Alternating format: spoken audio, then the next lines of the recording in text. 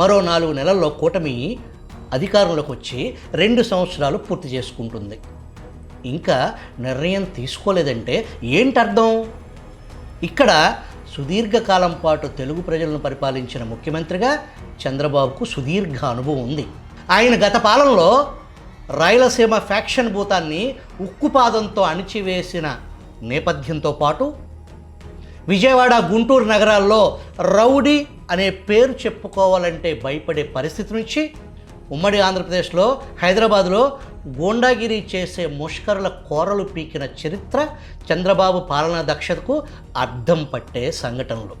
ఇక్కడ కొత్తగా యోగి మార్కు పాలన సరైంది అని ఒక ఉప ముఖ్యమంత్రి స్థానంలో పవన్ కళ్యాణ్ వ్యాఖ్యలు ఎలా అర్థం చేసుకోవాలి? రాకాసి మోకను ఉక్కుపాదంతో అణిచివేయటం, సునీల్ కుమార్ లాంటి చట్ట ఉల్లంఘనలకు పాల్పడిన వారిని తక్షణం చట్టం ముందు నిలబెట్టకుండా కాలహరణం చేస్తూ మాది మంచి ప్రభుత్వం అని చెప్పుకుంటే అంతిమంగా నష్టపోయేది ఈ రాష్ట్ర ప్రజలు, యువత, పెట్టుబడిదారులు, ఉద్యోగులు, కార్మికులు, మహిళలు, మొత్తంగా ఆంధ్రప్రదేశ్ రాష్ట్రం అధోగతి పాలవుతుంది.